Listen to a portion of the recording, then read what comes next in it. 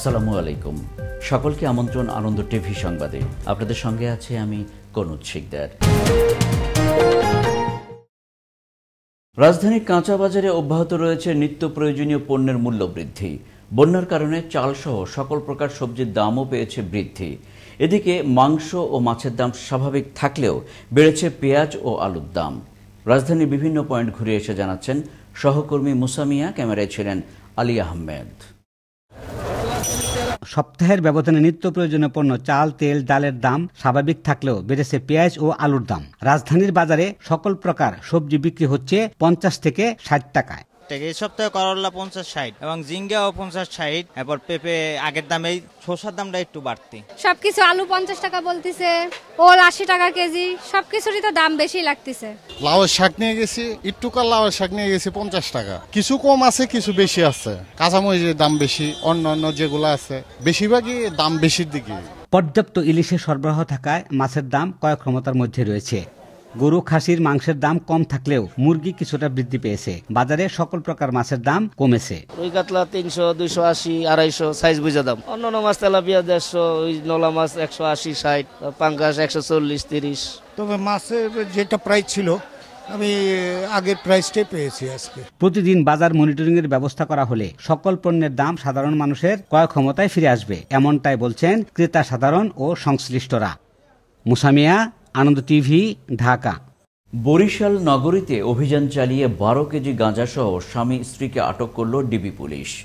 বৃহস্পতিবার metro DB কার্যালয়ে এক সংবাদ সম্মেলনে বিষয়টি নিশ্চিত করেছেন উপকমিশনার মঞ্জুর রহমান। তিনি জানান, গোপন সংবাদের ভিত্তিতে সন্ধ্যায় নগরের রসুলপুর কলোনিতে অভিযান চালিয়ে তাদের বসতঘর থেকে 12 কেজি গাঁজা উদ্ধার করা হয়। এ সময় পলাশ হাওলাদার ও তার স্ত্রী লিপি বেগমকে আটক করা হয়। একাধিক নারীর সাথে প্রেমের সম্পর্ক তৈরি করে অশ্লীল ছবি এবং ভিডিও ধারণের পর প্রতারণার মাধ্যমে টাকা ও স্বর্ণালংকার হাতিয়ে নেয়ার অভিযোগে বগুড়ায় এক যুবককে গ্রেফতার করল সাইবার পুলিশ।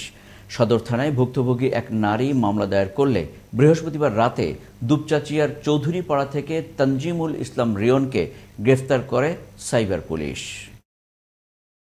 বাগেরহাটের ফকিরহাট উপজেলার গ্রামীণ সড়ক যেন পরিণত হয়েছে মরণ ফাঁদে। কোথাও কোথাও কার্পেটিং উঠে গিয়ে কাদা কর্দমায় মিশে হয়েছে একাকার। দীর্ঘদিন মেরামত কাজ না করায় চরম বিপাকে পড়েছেন সড়কটি দিয়ে চলাচলকারীরা। বাগেরহাট জেলা প্রতিনিধি শিহাবুদ্দিন রুবেলের প্রতিবেদনে আরও জানাচ্ছেন ফয়সাল মাহমুদ। বাগেরহাটের ফকিরহাট উপজেলার গুরুত্বপূর্ণ গ্রামীণ অনেক সংযোগ সড়ক দীর্ঘদিন ধরে সংস্কারের অভাবে তা এখন মরণ ফাঁদে পরিণত হয়েছে। বিঘ্ন হচ্ছে সাধারণ মানুষের চলাচলে।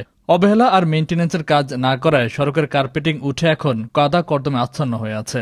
বারবার পরিদর্শন করে গেলেও এখনো অবধি হয়নি কোনো সুরাহা। সড়কের বেহাল দশার কারণে সাধারণ মানুষের যাতায়াতে হচ্ছে নানাবিধ সমস্যা। টাকা থাকলেও মিলছে না যাতায়াতের জন্য ভ্যান বা গাড়ি, আর পেলেও গুনতে হয় 3 গুণ টাকা। এমত অবস্থায় সরকারের দৃষ্টি আকর্ষণ সাধারণ মানুষের। যদি এখান থেকে কোনো রোগী হাসপাতাল নিতে হয় তাহলে 200-300 টাকা ব্যানালারা দিলেও সে রাজি হয় না। কারণ হচ্ছে যে রাস্তার অবস্থা খুবই খারাপ। স্থানীয়রা বলেন, দীর্ঘ 10 থেকে 12 বছর যাবৎ এ সকল সড়কের এমন বেহাল দশা, কিন্তু কোনো প্রকার উন্নয়নের ছোঁয়া লাগেনি এসব সড়কে। আমরা সব সময় এই রাস্তায় যাতায়াত করি, অনেক গাড়ি ঘোড়া আসে, অনেক সময় দেখা গেল একটা দুর্ঘটনা হয়ে যেতে পারে। আমরা চাই দ্রুত আমরা আর এই রাস্তাটা ঠিক হোক। সড়কের এমন বেহাল দশায় কোনো গাড়ি বা ভ্যান আসতে চায় না, আর আসলেও হাসপাতালে যেতে যেতে রোগীর মৃত্যুর উপক্রম হয়ে যায়। মানুষ অসুস্থ হয়ে পড়লে হাসপাতালে নীতি সে পথে মারা যায়। দ্রুত সংস্কার করে চলাচলের উপযোগী করার জন্য ঊর্ধ্বতন কর্তৃপক্ষের নিকট আবেদন জানান এই জনপদের সাধারণ মানুষ।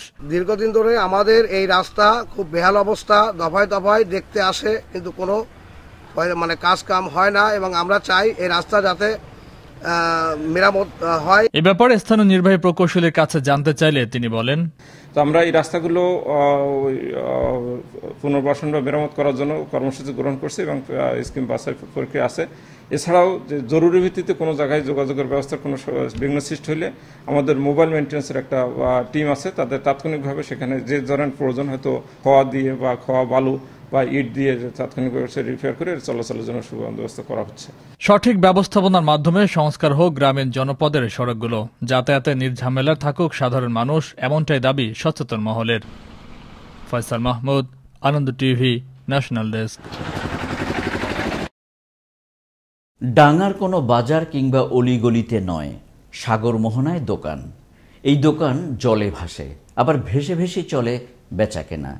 দিন গড়িয়ে রাত নামলেই জমে বেশি, কারণ রসদ শেষ হলেই ভিড় জমায় সাগরের মাছ শিকারী জেলেরা।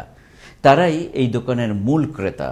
পটুয়াখালীর রাঙ্গামালী উপজেলার সোনারচর ও কলাগাছিয়ার চরের মাছ দিয়ে বয়ে যাওয়া সাগর মোহনায় ভেসে চলে এই দোকান। করোনায় আক্রান্ত হলেন টাঙ্গাইল ২ আসনের সংসদ সদস্য তানভীর হাসান ছোটমনির। গত ১৯ সেপ্টেম্বর করোনায় আক্রান্ত হয়ে বর্তমানে তিনি ঢাকাস্থ স্কয়ার হাসপাতালে চিকিৎসাধীন রয়েছেন। করোনা থেকে মুক্তি কামনায় অনুষ্ঠিত হয়েছে দোয়া মাহফিল। ভুয়াপুর উপজেলা আওয়ামী লীগ কার্যালয়ে দোয়া মাহফিল অনুষ্ঠানে আওয়ামী লীগ ও অঙ্গ সংগঠনের নেতাকর্মী সহ সর্বস্তরের জনগণ অংশগ্রহণ করেন। এই ছিল এখনকার মতো। আনন্দ টিভির সংবাদ দেখুন প্রতিদিন বিকেল ৫টা ৩০ এবং রাত ৯টা ৩০।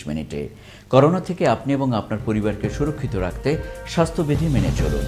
আনন্দ টিভির সঙ্গে থাকার জন্য সকলকে ধন্যবাদ।